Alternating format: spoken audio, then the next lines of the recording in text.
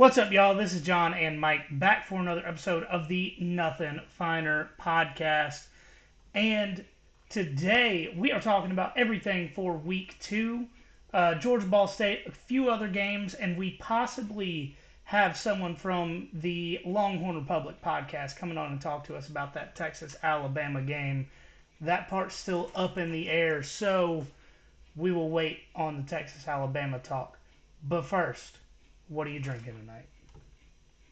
Still on that handle of Southern Comfort. I'm probably going to be out by Saturday, trying to keep it low because this the hurricane weekend, extended weekend that we had, hit the bottle a little bit harder than I would typically do. And then combine that with football, I was pretty tired like most of this work week so far, but I got a little bit of SoCo in me. How about you?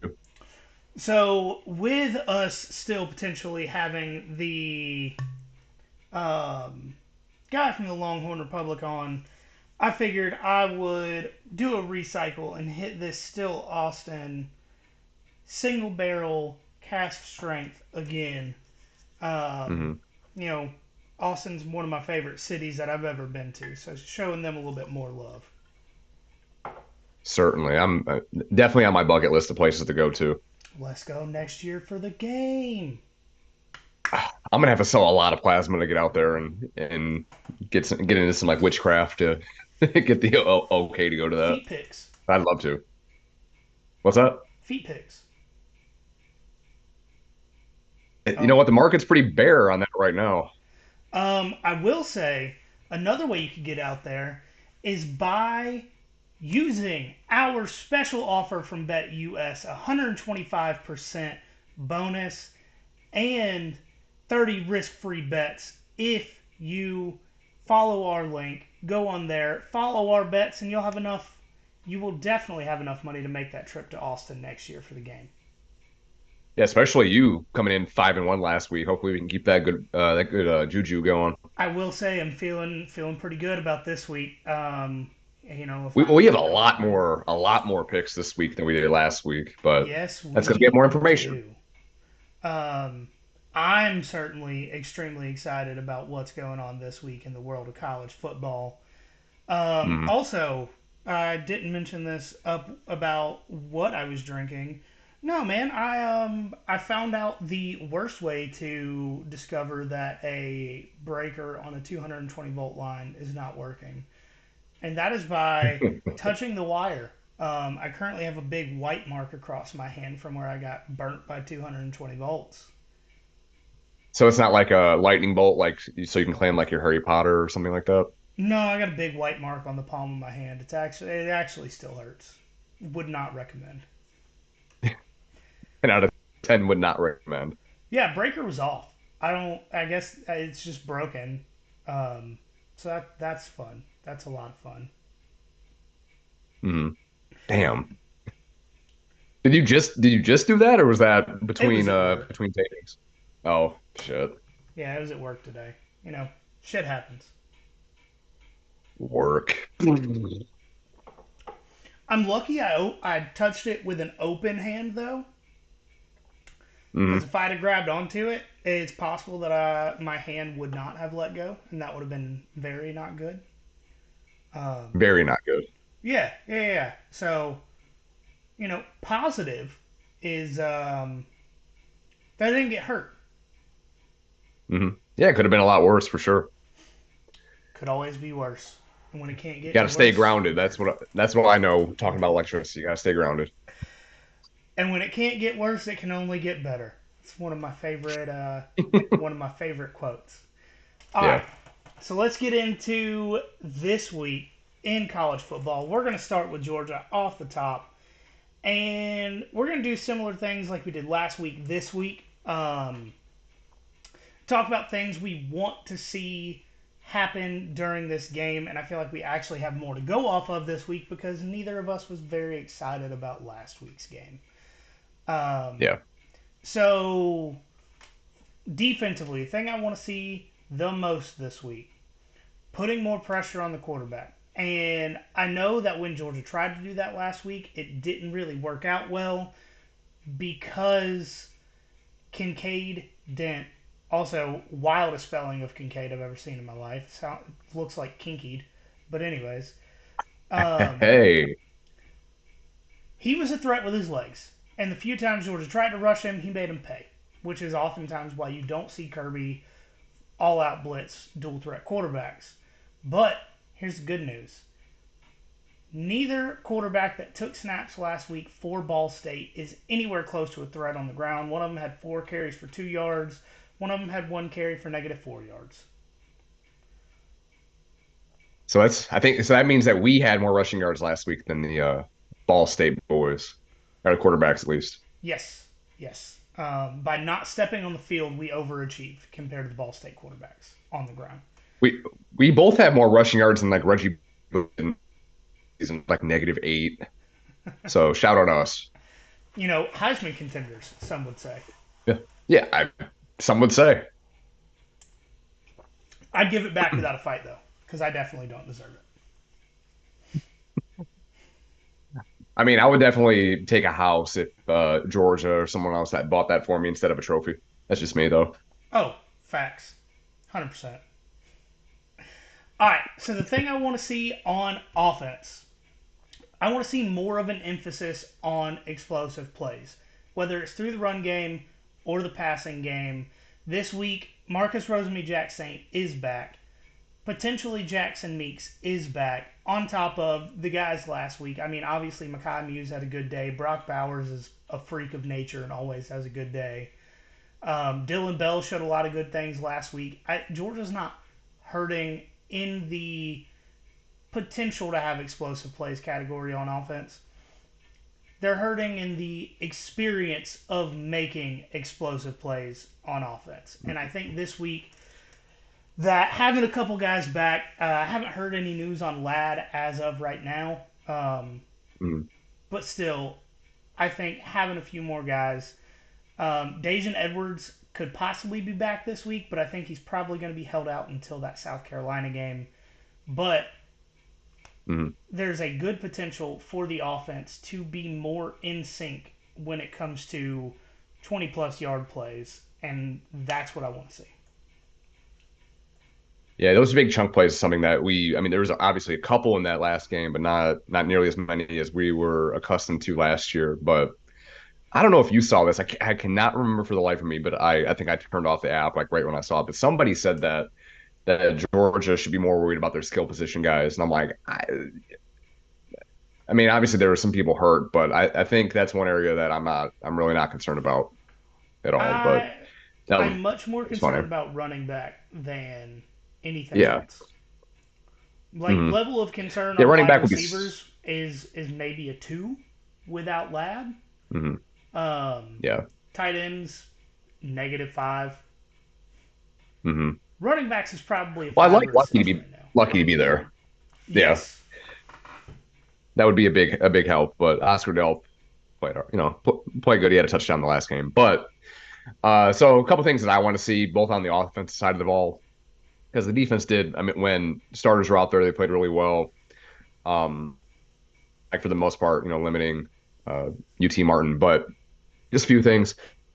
I do want to see the offensive cover Will more often or more frequently than they did last week.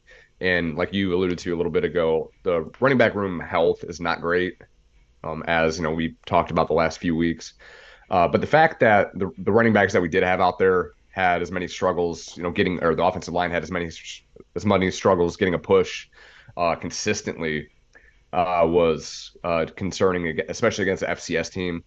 Ball State should be better than that. I mean, they're kind of a middle of the road MAC team anyway, but and the MAC isn't what they used to be even 10, 15 years ago. But um, I do want that offensive line to get more of a push more consistently on the run blocking. And then second, and I've gotten more comfortable with Carson Beck and come off the ledge with him after the first half, especially let it breathe a little bit. But I do want to see him be more accurate in this game. So his decision making was not bad. I mean, Kirby talked about that in the post game and then during the week and all that.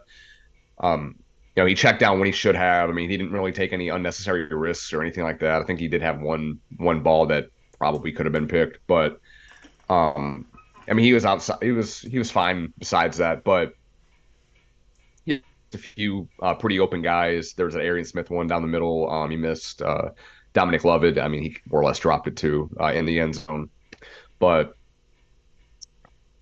bit more accurate. Like again, like we talked about before, this is his first start of any kind, since his senior year in high school. So he's gonna have some rust. Obviously, he's been practicing and all that. Now he has some tape to look at and hopefully got those uh, cobwebs shaken off, butterflies out of his stomach, all that.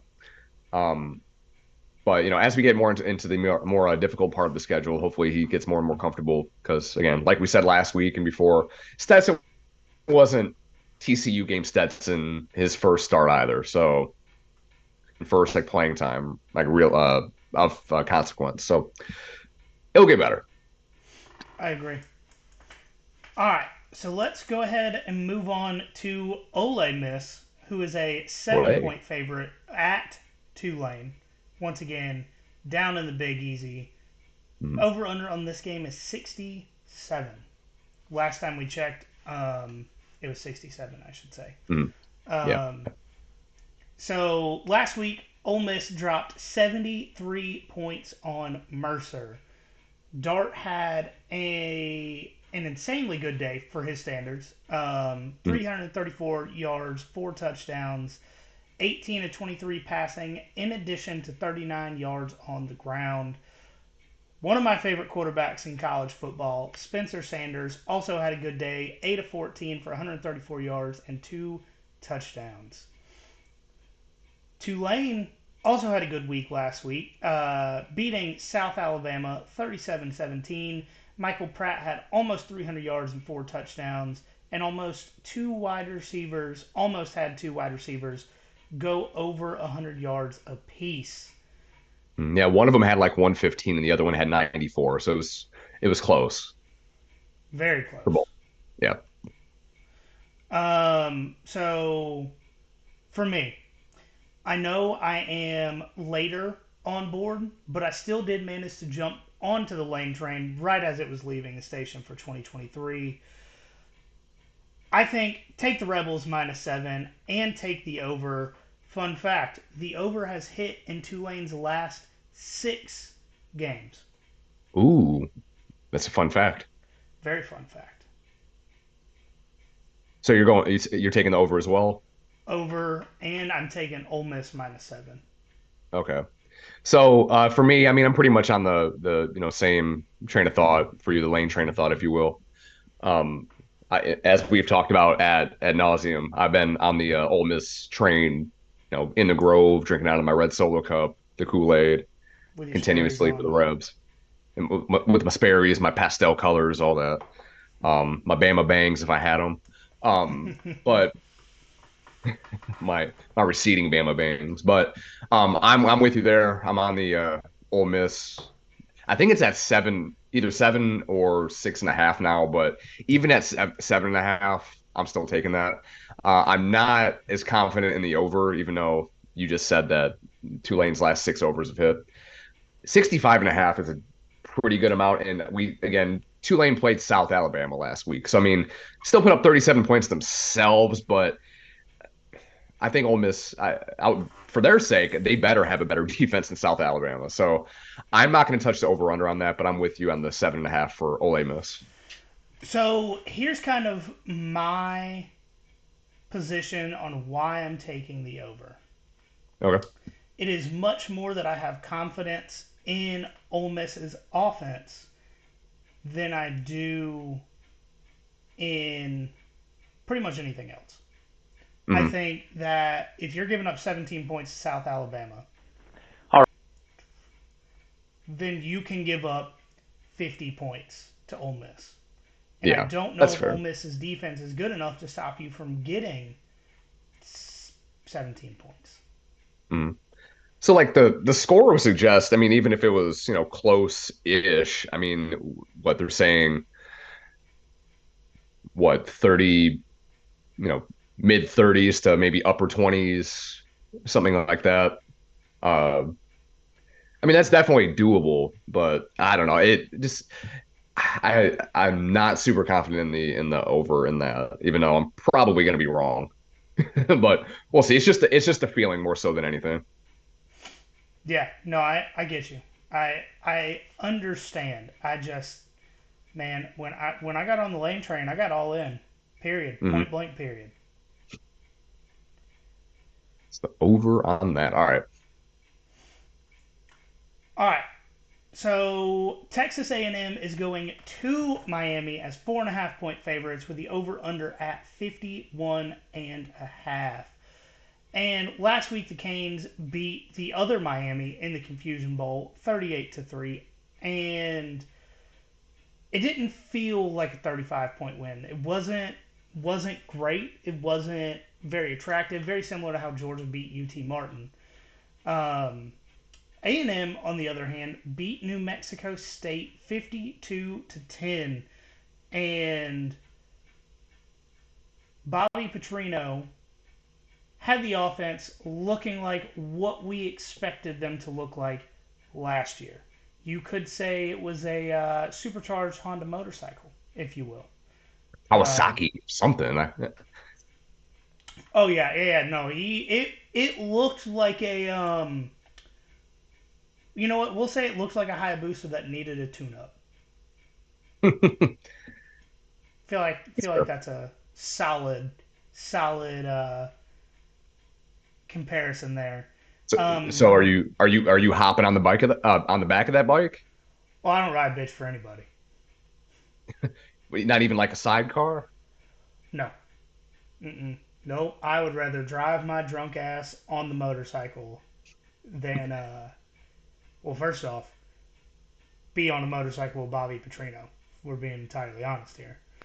Um, All right, before I start talking but about Ball State, Connor I just want to Weigman, give a message to any 236 Florida yards, fans out five there who might be touchdowns. Evan listening, Stewart had because I know how you 115 feel. yards, two It can be hard touchdowns. to go out for Noah your first Thomas, game of the 74 season and yards just get and absolutely three humiliated in that touchdowns. fashion I by a do third-string think walk-on quarterback, no less. that they So I just want to offer you underused some words of Aniyah Smith encouragement and right Reese now. Muhammad. Mhm. That's just a little bias there.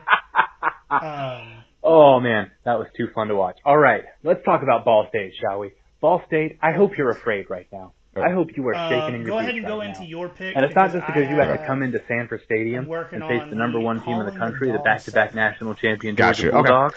All right. And it's not So even because you weren't the team we wanted to face. with that, We so wanted to face I somebody who's actually am on board capable with you of with winning football the games, Texas not A&M somebody who's had 7 out of 8 thoughts losing here. seasons in a conference that makes We the were Sun excited Belt to look see what like the the Bobby SEC. Petrino offense would look No, like that's not if why you should given be the scared. opportunity, and he The certainly reason you did. should be scared is because This last feels like week, a game, or the game Texas A&M had against New Mexico.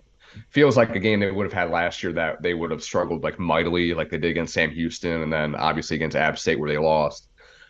But I'm super confident in A&M. It's 4.5 at the time that I had wrote that down. I'm all in on that. In Miami, I don't know if you saw this, but Miami is doing a BOGO all sale for right, this. So if you buy the A&M ticket, or I think maybe even another game, you get Georgia Tech for free.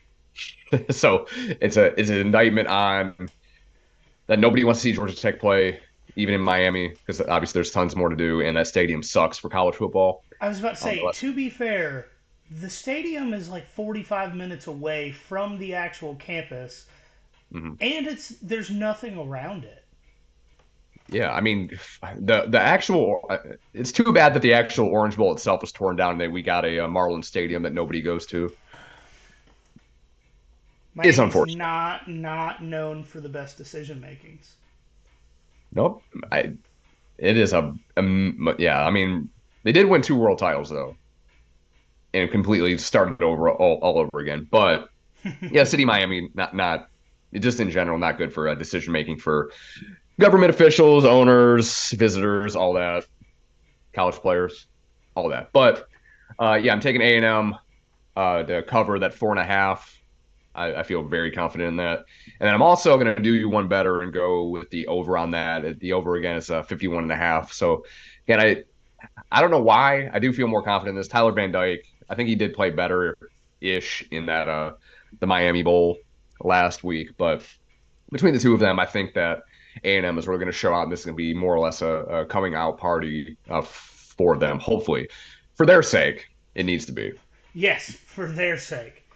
Um, personally, I have I've got the A&M cover on this. I think I'm all in on A&M. I think it could be a 14-point spread, and I would still take A&M. I just don't think Miami has a chance against a defense that played as good as they have in Mm. College Station. I don't necessarily like the 51.5 because I do still, for some reason, respect Miami. Mm-hmm. It's kind of odd considering how well they played last year, even though Tyler Van Dyke was injured. Mm-hmm. Um, might regret not taking the over there, but I definitely have A&M minus the 4.5. Like I said, it could be 14.5. I'd probably still take A&M. I'm with you there, and I'm probably still gonna going back to the Tulane game. God, you're making me really want to take the over, but just for the sake of being different, I'm not going to touch it for the Tulane Ole Miss because we agreed on a decent amount of this stuff. So just for the sake of So our, I know one we're not going to disagree on here, and that is Nebraska at Colorado. Mhm. Somehow, some way, Colorado is only favored by 3.5 points. I don't necessarily understand it, but the over/under is 59.5. And Colorado last week, even though they had a few turnovers, managed to beat TCU by 45-42. I will say, shocked a lot of people. Did not necessarily shock us because we told you guys in like April or May that Colorado was going to be a lot better this year. Mhm. You should have listened to us. Should have. Should have could have made a You lot of know, money. I hate to say it all the time, but we are right a lot more than we're wrong. You know, To knock on wood. yeah. Knock on wood. I can't do it too loud. The dogs will go crazy.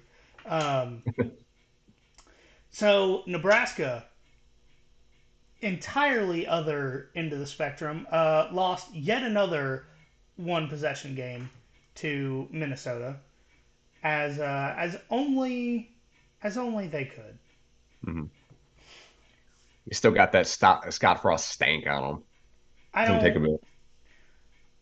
bit. What's wild is if you flipped every one possession game that Nebraska's lost over the last 3 years, they would be one of the best teams in college football. Hmm. Yeah, It's insanity. yeah. It's gonna take some time to get the that stank off of all the corn over there in Lincoln. So They got some ergot going on with all that. yeah, yeah. They ain't trying to eat the corn the long way now. You never know. I, Um, maybe Big Red. That fucking mascot is creepy. The most blow up one. mascots are creepy, if we're being honest.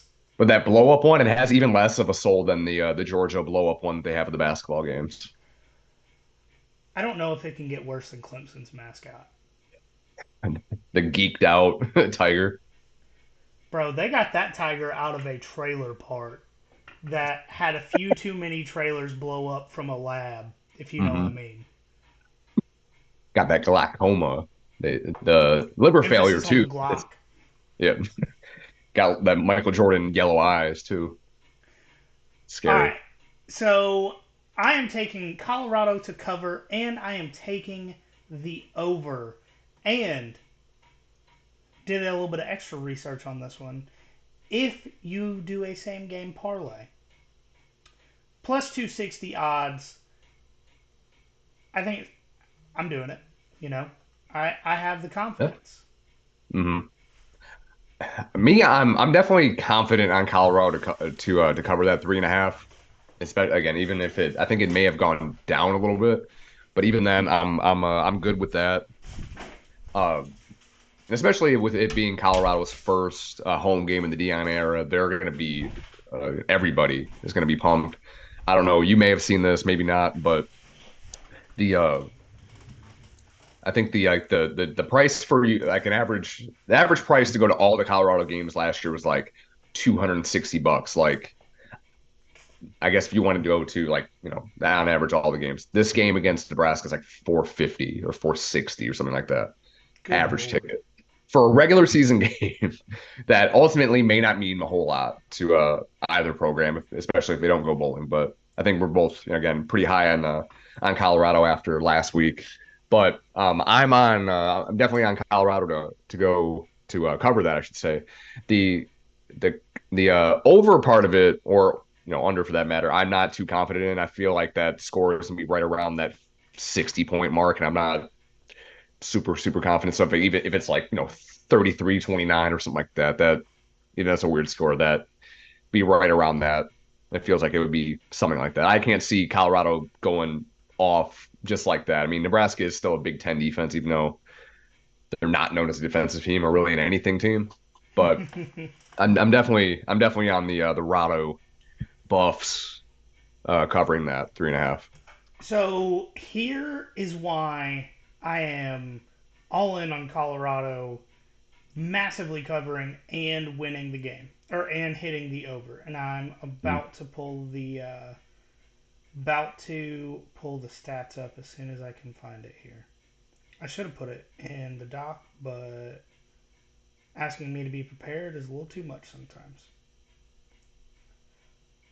For what it's worth, I struggle to write anything for this. I'm like, you know what? Fuck it, we'll do it live. I'll figure it out. So I'm getting it. I'm getting it, I promise. All right. Last week against a not great Minnesota team, right? Mhm. Minnesota's not great. They haven't been in a They're few years. they're Minnesota. They're mid. That is exactly what they are. Hmm. Jeff Sims, you guys Yes. remember him. He was a Georgia Tech quarterback, and if you listen to our Nebraska episode about why they should be better this year, he was mentioned quite a few times. Hmm. Not very capable of throwing forward passes, as we all know. Hmm. Would you like to take a guess at how many interceptions he threw against a not great Minnesota defense? I'm gonna go 2. 3. Okay, that was my second guess. He threw 3 interceptions against a mid defense. Hmm. Last week, Chandler Morris, who people will forget this, started over Max Duggan for 2 seasons. Oh yeah, good point. Yeah. Threw 2 interceptions to this Colorado defense. So I really, truly, to my core, think Jeff Sims has at least 3 or 4 interceptions once again, and he's going to turn the ball over in their end of the field. Hmm. And that is going to be one of the reasons that Colorado scores 40 plus points. I mean, that's field position, all that's definitely going to play a big part of it. But I think just if they go back and watch the tape, the TCU student section was yelling at TCU to throw it at Travis Hunter, and like right when they did that, I don't know if you saw that video, but he intercepted it, jumped the route and all that, and they just fell fucking silent. They were devastated. So I'm hoping that Nebraska takes note of that and they don't throw it near Travis Hunter. I don't. I want to hit the over. I want Colorado to cover. I want my bet to hit. I want to be fun. It's no fun taking unders. But also, the Nebraska defense is not great at stopping the pass. A mid Minnesota quarterback who, if I'm being honest, can't even pronounce his name. First Well, foremost, Minnesota only had 13 points. I mean that's below he had average for 200 yards passing. yeah. No, not good by any means, but even like point wise, I mean they struggled mightily to do anything. I mean, a touchdown, 2 field goals, not great. Now it's definitely. I mean, Minnesota's not going to be a ton better than that, but I don't expect them to be like Iowa levels on offense. No, but I think it was a lot more Minnesota's offense than Nebraska's defense. And like I said, I'm take Colorado to cover, take the other over, Hmm. cover and over. Same game parlay that shit. Get yourself those plus 260 odds, and let's make some money. Trying to make some real motherfucking money. Yeah, we're trying to get Mike to Austin with me. Let's go. Y'all could always, Venmo us or anything like that too. That would work. That would be fun. It would be a lot of fun. Yeah. Um, so moving into my bandwagon team, and we are going to cover Alabama, Texas. We're still waiting on a potential guest here in a minute, so we're going to do that at the very end. My bandwagon team. I personally, okay, I should probably say the line before I pull this part. Washington, 34-point favorites, over under 64 and a half. I personally do not bet on lines over 3 or 4 possessions. Um, I prefer money line at that point because once the second or third string guys come in, it's really a crapshoot. Like you don't know what you're getting because the other Mm. team's probably going to leave their starters in. So word of advice: if it's 26, 25, 26 points or more, do not put money on that cover. Point blank. Period. That's Mm. just 100% what I think, and it's stupid to me. But anyways, the money line bet isn't even an option on BetUS for this game because of how lopsided it's going to be. Hmm. So if I don't bet on spreads of more than 25, 26 points, I can't bet the money line. My other option's the over, which I am absolutely, positively taking. Okay. Last week, Tulsa, 42 points. Last week, Washington, 56 points. You're telling me the over-under is 64 and a half with a Boise State team that has very often threatened Power 5 teams. Over 64 and a half. I do really think that Washington wins and has a very good shot at covering, but I am in no way, shape, or form taking a decent look at that spread. Mm. So officially, you're just for the sake of record keeping, you're taking the over on that. Yes, Okay, 100%. sounds good. Cool, cool. All right, so going on to my bandwagon team, we got, of course, mine is Texas Tech, but we'll get into that in a second. But Oregon is a 7-point favorite at Texas Tech in Lubbock. Sorry, over under is at 67 even there. So as y'all probably know, Oregon put up an insane 81 points last week against FCS Portland State, while Texas Tech, after having a 17-point lead, blew it in double overtime against Wyoming up there in Laramie. Windy ass, Laramie. Ask Florida about playing in the elevation. It Wyoming even wasn't the more than that. elevation. They had those. They had those Shark Tank boost oxygen masks on the side. There's no way it was the elevation. No, no, no way. All that, but uh, it, but nonetheless, they lost the game that I thought they were gonna win. I did take Wyoming to cover that one, which I split the difference on that. But one thing that we don't know about Oregon is what the defense is made out of. Obviously, again, they played against the FCS team last week, gave up 7 points. Um, and played well, but again, when your offense is scoring pretty much really every single possession, I don't know how much of a fight you're going to get after that if it's like 50 points at halftime you're down by. So yeah, you don't really know what the defense is necessarily made out of quite yet because to go from Portland State to playing someone like Texas Tech with as good of an offense as they had, like it's definitely going to be a shock to the system for the Ducks. But Dan Lanning, defensive coach, should be okay there. But for what it's worth, and I don't know, I didn't write it in there, but I am gonna take the over on that because I'm not confident in. I want Texas Tech to win, of course, as they were my bandwagon team, but I'm going to go with the over 67 because I do think if both teams score around 35 again, which is definitely possible, both of them, of course, did at least that last week. Texas Tech, I think, scored exactly 35. They should be able to cover that, no problem. So yeah, I'm going to go the over on that, so over 67. You're not taking Oregon to cover. No, I don't feel, especially after the letdown last week. I don't think it's going to necessarily be like a big, margin there. I mean, 7 points. If it were like 7.5, or I'm sorry, 6.5, I may do it, but I don't want to push necessarily for that. I want to have a clear winner or loser there, but um, I'm just gonna go with the over there. I don't feel comfortable telling anybody to place any significant money on a spread there, but the over, I'm definitely confident in that over 67. All right, I think it's time to get to Texas versus Alabama. And I think that I have some probably controversial takes about this game.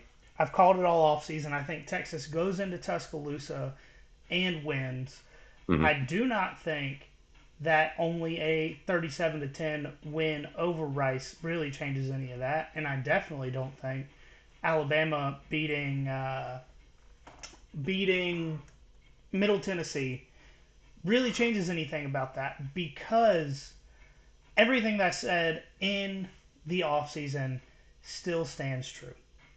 Hmm. So, Quinn Ewers, 260 passing yards, 3 touchdowns. Right? Right. It's a good All day. right. It's a good Yeah. day. All right. Mhm. Um, Texas running backs combined for 158 yards. Missing Bijan. Texas recovered 1 fumble. Texas had 2 sacks, 4 passes defended, 5 tackles for loss, 2 interceptions, and they averaged 21 yards a punt return. Alabama, they proved nothing because what did Jalen Milroe do? Right? This is where it's going to get a little controversial if you don't agree with me here. Jalen Milroe threw a total of 18 passes. He was their leading rusher. Yes, he had 3 touchdowns through the air. Cool. It's no problem. But when your quarterback is a leading rusher and has less than 50 yards, there might be an issue. Like, Mhm. it might just be that your quarterback is not good and you played a bad team. Mhm. I'll go to like real quick. I know I'll let you finish that. So like No, go going ahead. it. So one of the things, if any of you guys remember college football back in the early 2010s, late, yeah, I guess it was early 2010s. Michigan's quarterback Denard Robinson, noted last cover athlete for NCAA 14. So coming Goaded up for on the 10 that. year. Yeah, for real, best football game ever. He always won the September Heisman because he would do exactly what Jalen Milroe did. He would, I mean, just dominate these directional schools, MAC schools, FCS schools, and all that. Just run all fucking over them, put up 400, 500 all-purpose yards, and just make it look silly. Like if you go back and watch Denard Robinson's very first play that he had at Michigan when he was on the field, same thing Jalen Milroe did in that Middle Tennessee game where he in the shotgun took the snap, fumbled it, bounced up, picked it up, and just ran like what was it? I think Denard, it was like a 40 something odd yard run, so close to what Milroe did there. I mean, they're really the same quarterback. Milroe is a little bit bigger, but yeah, he's going to look great against mid teams or worse, especially mid-dull Tennessee State. Um, but yeah, I mean, he's reminds me a lot of Denard Robinson. He can probably throw it a little bit better than Denard, but he'll look mid to worse teams look silly. So, another reason that I am still high on Texas, and to be fair, it might be crack high, you know, just just throwing that out there. Alabama's going to be without 3 defensive backs. They were all injured, and even if they Hmm. are in this game, they're not going to be 100%. Hmm. And I really think that Alabama would rather have this game later in the season. I think it sucks for them that it is early in the year when they're still figuring out their offense, when they're still figuring out their defense, when they have a bunch of injuries and the guys that are going to be coming in are not as good. Mhm. Texas, I've still got them winning, so obviously I have them covering. Mhm.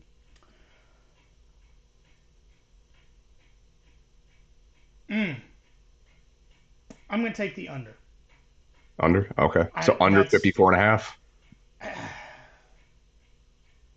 I don't want to take either over or under on this one if I'm being entirely honest with you. Mhm. I don't want to take anything, but last year was a 20-19 win where Alabama got the benefit of the referees to win that game. Yeah. I If I don't have to take anything, I'm not taking anything. But if I have to take something, I'm taking the under. Okay. Are you gonna make me take over and under? I'll do No. it. Fuck it. Okay. No, yeah, I'll do it too. Okay, so I mean, I'm with you on the Texas covering aspect of that. I think we both called Texas, winning straight up in Tuscaloosa.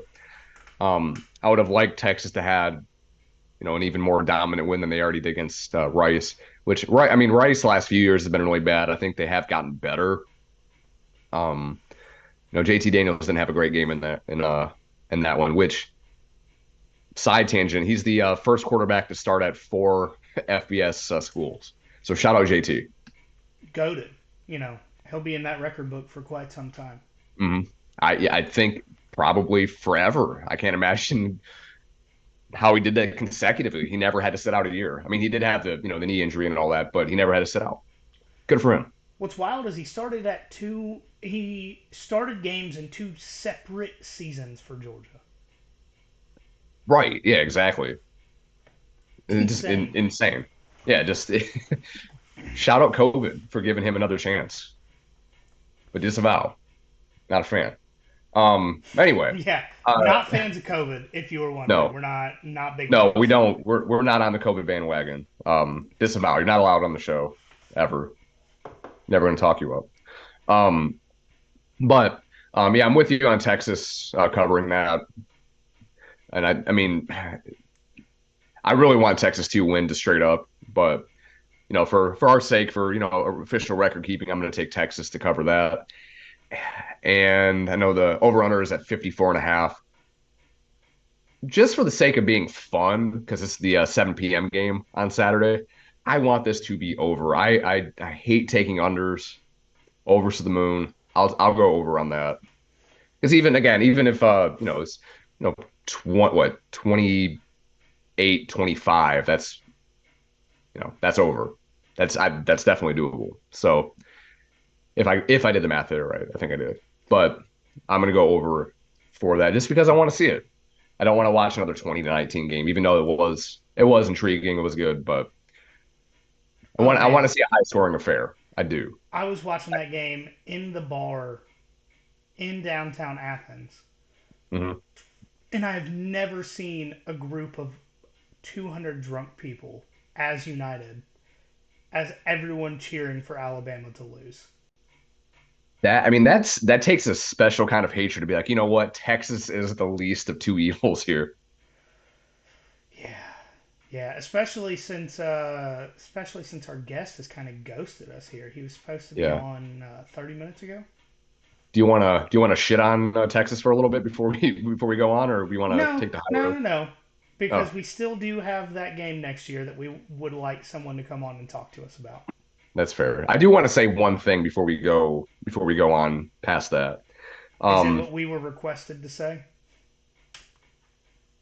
do you want to say that one? I was going to say the other thing. Go The thing ahead. I said. All right. So, um, because I don't know, I've never heard the thing about one of their famous alumni, but if Bevo ever steps foot in the state, he's gonna get clapped. He's gonna get fucking done for what he tried to do Run to up and get done up, big boy. yeah, stay strapped or get clapped. Bow. Um, but yeah, he's gonna be steak. all the different meats from that. If he were to ever step foot in this state after But what he tried to do to Uga a few years ago. fun science fact. Longhorn cattle is not actually good for beef. The meat is way too tough Mm, because they have such a low body fat percentage. And the only too reason lean. longhorn cattle were popular in central Texas is because they don't need as much water to thrive Hmm. as other breeds of cattle. So what do they use it for? Like leather? I don't know. Mascots, Uh, yeah. See another fucking useless animal. You can't just eat like it. What's the point? gnats and mosquitoes and Hmm. flies and all the other shit we have in Savannah. Hmm. Um, Yeah.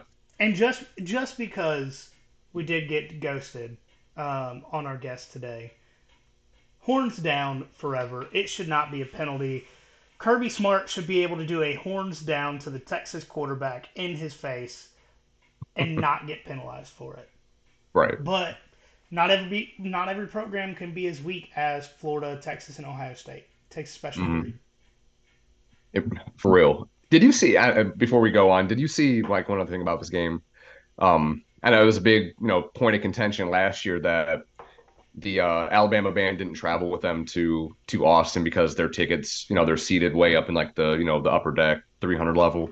Um, and Alabama returned the favor. I don't know if Texas is bringing their band with them, but their allotted tickets, their 500 tickets or 5,000 tickets or whatever, are way up in the nosebleeds at Bryant Denny. I think it's hilarious. I'm all for it. Good. I'm thrilled that petty wop. Yeah, I really do think that if Texas had not done that last year, Alabama would give them the normal respect of having the Mhm. lower level seats. Yeah, Um, absolutely. because Alabama does that for every other team. Hmm. But I mean, I say this all the time, mostly lovingly to my wife and friends. Asshole is a two-player game, and I am better than you. And no one's gonna out Petty King. No, no, absolutely not. Hmm. Um, so those are our picks for the games that we're going in depth on. I Hmm. do have, I think we both have a number of other bets Hmm. that we really like and that we are putting money on this week. I mean, Hmm. that's specifically like this segment is going to be every week what I'm actually putting my own personal money on. Hmm. Um, so first one off the top, Notre Dame at NC State. Um, NC State's quarterback is Brennan Armstrong of Virginia, D level fame, I would say. Yeah. Um, he wasn't great at Virginia last week against their no name school. He also wasn't great. And if we saw anything from Notre Dame over the last 2 weeks, including that game against Navy, where all Navy does is run, Notre Dame has a very good passing defense, and Sam Hartman looks very good in their pro style offense. So Notre Dame, take the 7.5 points. If you can buy it down to 6.5, it's even better. Hmm. Um, but I really like the Notre Dame 7.5. Yeah. That sounds good to me. If you didn't take it, I would have. So next one, App State at UNC. Last year, UNC traveled to App State to get. Did they lose or was it just a close game? I don't remember. It was a close game because that game was right after App State upset A&M. I think it came down to the last play. Like it was a one possession game at least. I don't think it went to overtime, but it was damn close. So my pick for this game over 58. If you've listened to us for a long time, you know my opinion is life's too short to take the under. Hmm. Um, but these are the moments when I'm telling you that in this segment that I truly believe to take the over. And I'm about to tell you why. App State gave up 24 points to Gardner Webb last week. Gardner Webb, Hmm. FCS team, granted they made the FCS playoffs last season, but got bounced in the first round. Hmm. Drake May has already shown a propensity to turn the ball over with 2 interceptions against South Carolina's mid defense last week. I expect this one to be closer than South Carolina and North Carolina, just because South Carolina possibly has the worst offensive line in college football this year. I don't I I don't even know the line. I don't care about the line. Take over. Take the over. That's it. So I looked back at it. So this is gonna make people that are gonna ride with you even better, feel even better about this. So if you didn't remember last year's score, I correctly said, North Carolina did win. Do you remember the score of that, or do you want to take a guess at the score? 45-48. More, 56-52. more. Oh, good lord. I have no idea. It was 63-61. If you don't take the over, you're losing money. And you should Mm-mm. slap yourself. And slap your mama. Uh, I don't know about that. I'll slap your mama if you don't take the over. Oh. All right. So this next one, pretty straightforward. Stanford at USC. Take the over of 70. And if you want to make money week in and week out, just take the USC over every week. The team over or the total? Total. Okay. One, their defense is awful. Hmm. Two, their offense is very good. Facts. They Can't hit dispute the that. over by themselves back-to-back weeks. Week 0, week 1. They hit the cumulative over with just their points. It's impressive. Take the over. Take the over. Over 70. That's a lot. And It, Stanford is garbage. I mean, as we've and everybody's talked about. I mean, they're lucky to have an FBS program at this point. The ACC threw them a lifeline. they wanted the academics. Mhm. Yeah, who doesn't want to see Duke and Stanford play Pac-12 after or ACC after dark? Okay, Duke was entertaining on Monday. It Don't you it hate on Duke? yeah. What's the yeah, that's fair. Take the You shit know out of them. what? Entire tangent here. The reason no one takes Duke football seriously is because their professors don't give homework extensions to quarterbacks that lead the largest victory in 50 years. Hmm. That's the most. Isn't that the most Duke thing ever though? Like, oh no, Yeah. no. Well, did you see what the professor said? He said the offensive lineman said they were able to work it out or whatever. So he threw the offensive line under the bus if that is true. Okay. They weren't all in one cohesive, you know. Two questions. Two Yeah, questions. Um, were they starting offensive linemen? I feel like that's a fair question. that is a fair question. I do not know the answer to that. And two, were they able to actually get off the field because Riley Leonard missed his press conference because he couldn't get out of the mass of people? And that I also don't know. I know I just saw the post game thing where he asked for the extension of whatever that was. Whatever professor it is, you suck. He looks like a fucking Duke professor too. I just the skill I've seen of him, or saw of him. I mean, if we're being honest, he probably thinks he is real high and mighty because he's a like I don't know, intro to marketing professor. He's a freshman uh surveying course or some shit like that. I know he's not a freshman, but He that Duke doesn't. quarterback is good though. I Super underrated. My wife Like picked him up in the fantasy league right after that game. good for her. Shout out Kelsey. Kelsey out here making moves. All right, last bet Mhm. of mine that I am putting my money on: Auburn at Cal, Pac-12 after dark, 10 p.m. kickoff. You've got nothing better to do because the UFC title fight doesn't start until about 11:30, 12. Take the over of 53 and a half. I know my picks are full of overs, but this is really what I'm putting my money on this week. So Mhm. Cal gave up 21 points to North Texas last week and scored 58 themselves, while Auburn scored 59 and gave up 14 points to UMass. It doesn't matter who's better and who's worse. I don't have a read on this game. I don't actually know what Auburn looked like last week, and considering that UMass is perennially the worst Division One football school in the country. I don't think it matters. No. Over under 53.5. That's one team scoring 28, the other team scoring 24. Or no, 31-28.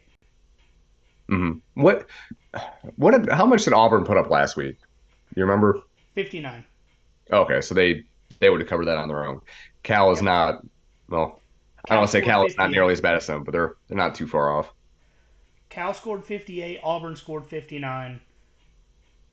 Give Damn. me the over. Hmm. 8 days of the week. All right. All right. So I have three games that I kind of looked over. I liked a lot of what you did there with the Notre Dame, NC State, App State, UNC, for sure. But I'm gonna throw one out here. I haven't really taken many underdogs yet, but money line at Wake Forest. Vandy's a 10-point underdog in this game. I'm so confident that Vandy's gonna actually win. I'm gonna take that money line.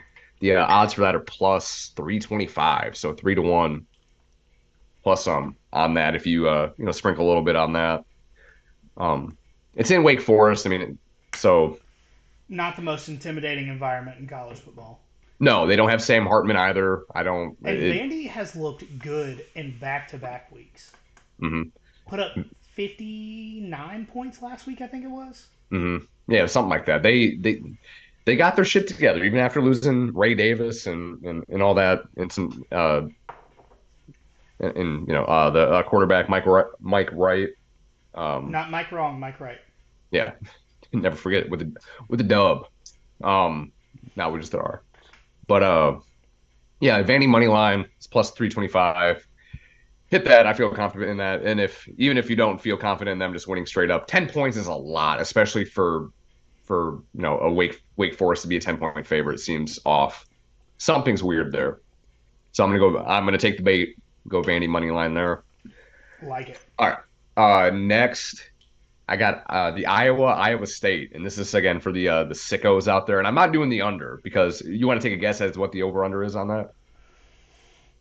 Last year it was 32 and the under hit. Yeah, this year it's 36. Oh, so it's gone up a Went little. up. And again, I have absolutely nothing to back this up. Iowa, and they do have Kate McNamara, Eric All. I mean, they should be better. Last week, and I think we talked about it. I think the point total is 25. The Iowa team has to average 25 points a game. That can be offense, defense, all of that all together. They have to average 25 points a game for Brian Ferentz to keep his job, the offensive coordinator at Iowa. And again, Iowa State doesn't necessarily have a great defense. They don't have a great defense, but the over under is at 36. I'm taking the over on this because 36 is insulting. 32 is insulting. And I can't imagine for everybody's sake watching that game that it's a punt fest and all that. 36 is not that much. It's not. I mean, there's a reason why, and I bet a bunch of people are taking the under on that just because wouldn't it be funny? Look at this shit. But I'm gonna take the over just to zig where everyone else zags, or however you say that term. So, fun fact about the Cy-Hawk game last year. The over-under, like I said, was like 28-32, somewhere around that. I Mm-hmm. took the under and put a decent-sized amount of money on it for me. Mm-hmm. And I won. Yeah. Because both of these teams are awful. The saving grace for this over 36 is that Iowa gave up 14 points to a Utah State team that won 2 games last season. Mm-hmm. So I don't know if I'm with you, Mm-hmm. but I will definitely be keeping an eye on this one just to know if I can bet the over in other Iowa games this year. Yeah. And that's fair, certainly. I mean, would I really watch this game? No, because I value my time. But just a bet and pray type principle. Go to sleep, take a nap during it. I'm It sure was the a game is on. 3:30 game. Ew, I was gonna say, I'm What? like, I would almost bet that's not a big noon game, but that's a noon game like on the Big Ten network. So that's gross. Is Yeah. it in Ames? Yes. Oh, okay, that's why. So it's not going to be on the Big Ten Network. But still, I'm taking the over because for everyone that's watching that, for their sake, I hope it's over. And Brian Ferentz's sake, because I don't think Kirk definitely doesn't want to fire his baby boy there. I'm gonna be honest. I hope it hits the under and they are forced to fire it because I talked about it a few weeks ago. Iowa just needs to burn the entire program to the ground. Hmm. Like pull scholarships, give them self the death penalty because they deserve it after what they've been forcing people to watch over the last few years. And do you? And I haven't seen anything about it. Has there been any kind of resolution about like suspensions for the gambling stuff that both teams had in the offseason? I think all of the players were suspended 4 games by the program pending NCAA. Oh, okay. But you know how the NCAA is, they have no balls. If you proactively suspend people, they're going to be like, okay, that's fine. Yeah, you did something. Yeah, I mean, I don't even think Carolina that the NCAA has come up with a resolution on the kid that transferred to North Carolina they yet. didn't. The season started, Yeah. so he's just sitting there in limbo. Well, they did deny his transfer waiver, and then he submitted an appeal because Uh-huh. one of the times he transferred, he never actually played a snap at the school he redshirted. Hmm. So why it counts towards his transfer but not his eligibility doesn't make sense to me. Hmm. Well, like Eric Gilbert did the same thing. Like, didn't he go to Florida for like a couple weeks and then transfer to Georgia? Yes. Yeah. So yeah, then he was able to play. Granted, not Well, much, but he was still able he to play. had committed to Florida, but he didn't actually get accepted by the university. Oh, okay. That makes sense then. Um, all right. So last one for me. Oklahoma is a 16-point favorite over Southern Methodist, and again another ACC or new ACC school next year. Um, Getting and zero I would, percent of the money from the ACC. yeah, for the next what we said 9 years or Yeah, their first 9 years. that shit still blows my mind. It How? Yeah, like you said, any money that they would have got from the AAC would have been better than no money from the ACC. So whatever. Um, that's their loss ultimately, but they're gonna have better games to go to. Even I mean, I can't imagine wanting to go to any AAC game, especially if like Central Florida and Cincinnati and all them aren't in it. But anyway, no one wants to hear that. But I'm taking the Oklahoma to cover the 16 point spread there. And I think we may have mentioned it last week. If not, you probably heard it somewhere else. Three different teams put up over 70 points. Oklahoma was one of them. And actually, I think Oklahoma and Oregon, both went over 70 last week. The last time that multiple teams went over 70, Oklahoma and Oregon also did that. Like this, like what, 5 years ago or something like that, or not. It was probably the beginning of the 2019 season when Jim Harbaugh did that Mhm. for 3 weeks straight, and then I put money on Jim Harbaugh to do that, and he won by 1 point against a Maryland team that didn't go to a bowl game. Yeah, that seems Still, about right. still kind of pissy about that one, if I'm being Hmm. honest. You think Jim Harbaugh should get the death penalty for that? No, I think he should have already served this 4 game suspension Yeah. for that shit right there. Mhm. Just messing with your money. Uh, Don't mess with my but money. Don't mess with my sleep mhm. Or your air conditioning, or my air conditioning. Which, as we. by the way, shout out to myself. It actually works better than it did before, Hell yeah. and I There you don't have go. a fucking clue what I'm doing. It's praying and spraying, whatever you need on there.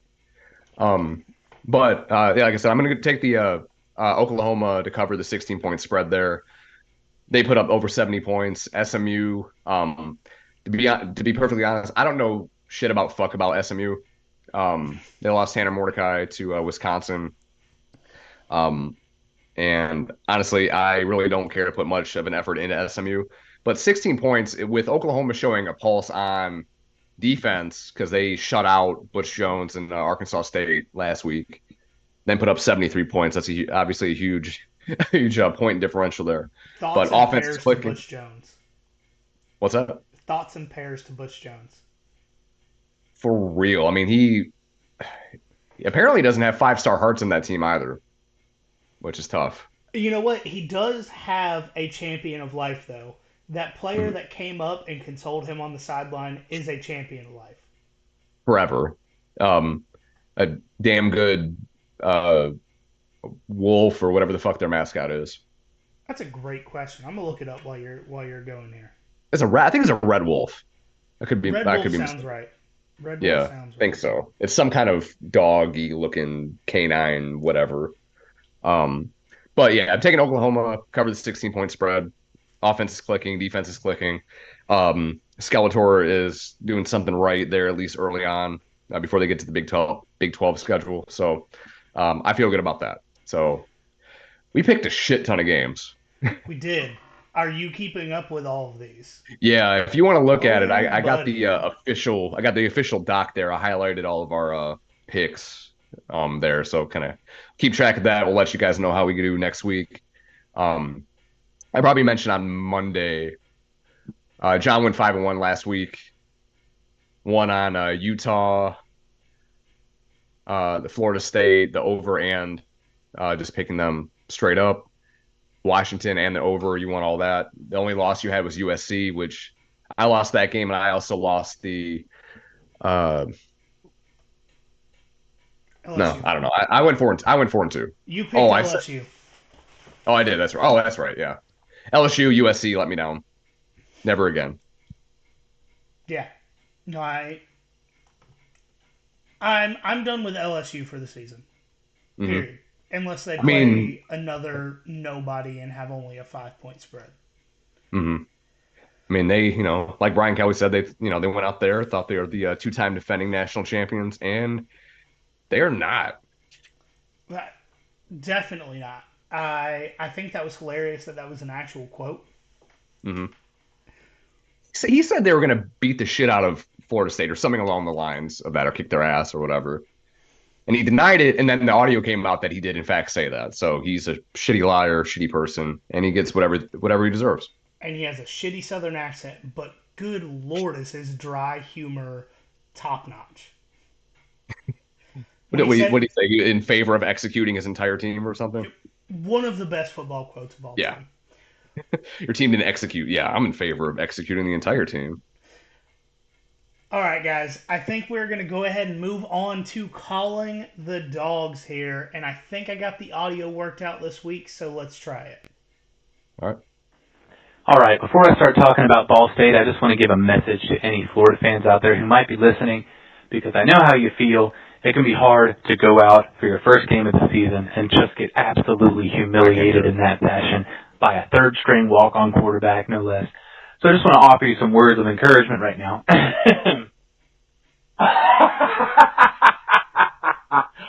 Oh, man, that was too fun to watch. All right, let's talk about Ball State, shall we? Ball State, I hope you're afraid right now. I hope you are shaking in your boots right now. And it's not just because you have to come into Sanford Stadium and face the number one team in the country, the back-to-back national champion Georgia Bulldogs. And it's not even because you weren't the team we wanted to face. We wanted to face somebody who's actually capable of winning football games, not somebody who's had 7 out of 8 losing seasons in a conference that makes the Sun Belt look like the SEC. No, that's not why you should be scared. The reason you should be scared is because last week we played a game in which we won by 6 touchdowns and still didn't play up to our standard. Which means that instead of us coming off high after a dominant performance, coasting our way through this game and giving you a chance to Kent State us and actually come out of this looking decent. Okay, guys, I just discovered that I was the only one that could hear that. So that is 100% my bad.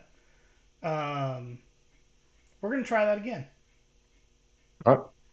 because I may or may not be done. It worked on the podcast version of it last week or last time. Yeah, I inserted the audio later. Oh, okay. Yeah. All right, so we're going to... Before I start talking about Ball State, I just want to give a message to any Florida fans out there who might be listening, because I know how you feel. It can be hard to go out for your first game of the season and just get absolutely humiliated in that fashion by a third-string walk-on quarterback, no less. So I just want to offer you some words of encouragement right now.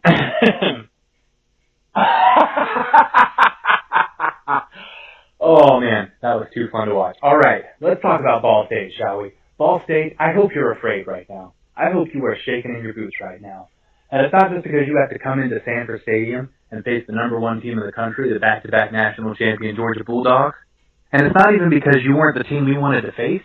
We wanted to face somebody who's actually capable of winning football games, not somebody who's had 7 out of 8 losing seasons in a conference that makes the Sun Belt look like the SEC.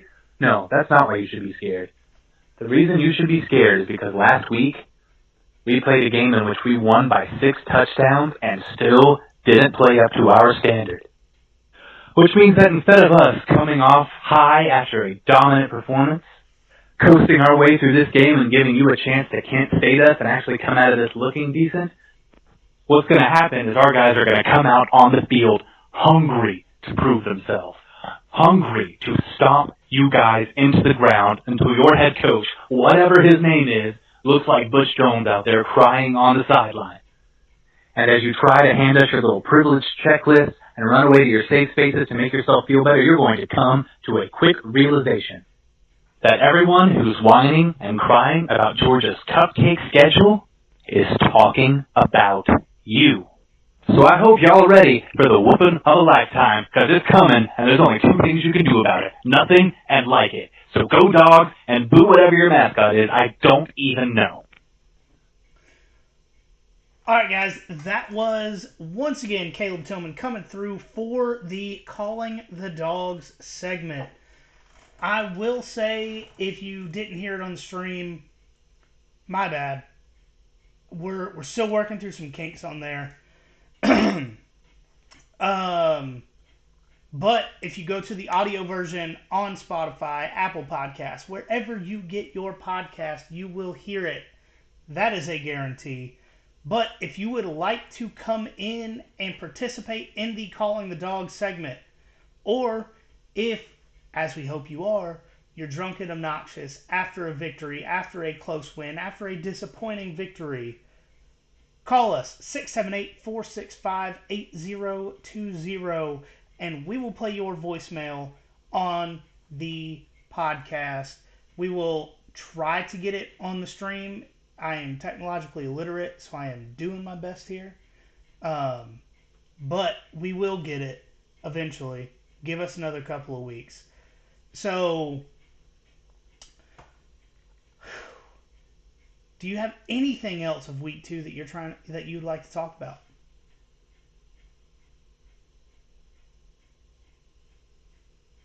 You're muted. Sorry. I think just one last thing about Georgia there. So they're, I believe on BetUS, they're a 42.5 point favorite. Again, I think we had talked about it before, but especially, I mean, I'm more comfortable with betting on Georgia than you are. I will not do it in these throwaway cupcake non-conference games just because Kirby's not out there to embarrass anybody. So if you are planning on betting the spread, don't. I think it will be closer to that spread, but I 42.5 is a shit ton, so don't do it.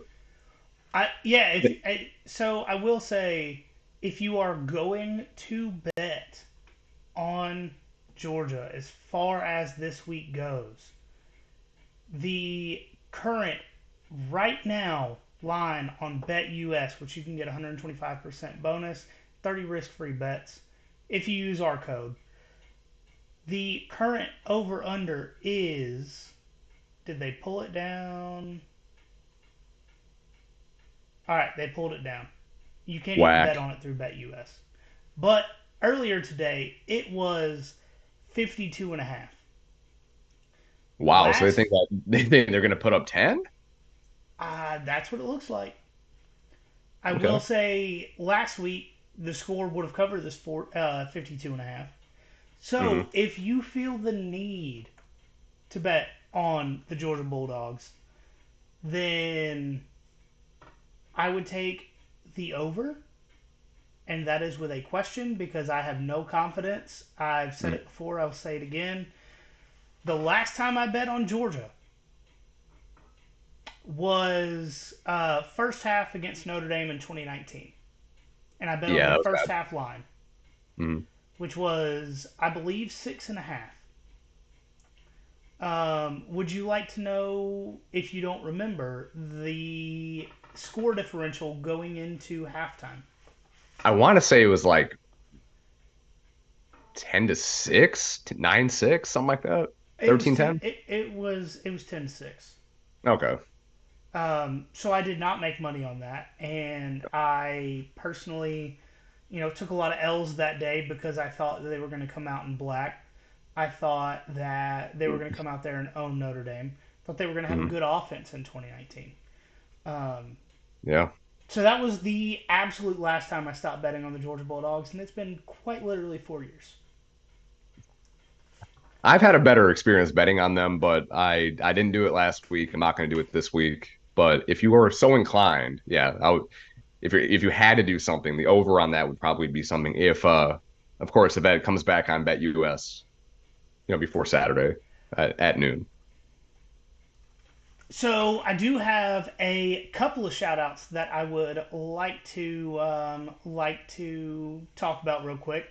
So my mom, being the loving, phenomenal mother that she is, found the Southern Brewing Company Nothing Finer beer that they Ooh, made and bought me a six pack. I am still looking for a second one so I can actually drink some because I refuse to drink any of the original six pack just because I want to have it on my shelf.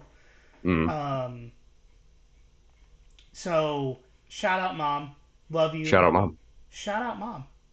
It is actually when I get these shelves up behind me and finally stop using a Zoom background, it is going to be on a shelf because it's just perfect. Southern Brewing Company, who our friend Josh Deal actually does the pro wrestling commentary at every Saturday at noon, um, and also just a phenomenal company to work with because I've done that in the past. They made this Nothing Finer beer. I've heard it's great. I refuse to drink any of mine, so if you have a lead on another six pack, please let me know. Mm. And then my mother in law gave me an early Christmas present this past weekend. Um, she bought me a Lad McConkey jersey for Christmas, 2023 playoff edition, had the Vince Dooley patch on it. Mm. Um, and because through this podcast, she's become so much of a Georgia fan, she got so excited for football season, she gave it to me the first weekend in September instead of Christmas because she wanted me to have it and have the opportunity to wear it. So shout out Regina. Hell yeah. Uh, Shout both out. both of my moms have done great this past week. Um, love you both because I know you Oh, both listen. Um, but yeah, that's just a little bit of shout out that I wanted to do because I think they both absolutely deserve it. So if you want to get a shout out, I do. Shout out my mom and dad. They both listen. But as far as trying to win my heart with monetary stuff or tangible things, Jen bought me a pair of the UGA edition Air Maxes. They just got here today, oh so I'm excited shit, to. send me a picture. Mhm. Oh, Five I got them right here. Wait, I got them right here. because buddy, I don't like spending money on myself, but I have been trying to talk Kelsey into letting me get some. Hmm. I have clown feet, Same. but got the 1785 on the back. Got the dog bones. I don't know if you can see it on the inside. I can kind of see it. Yeah, and then my Anyways, background.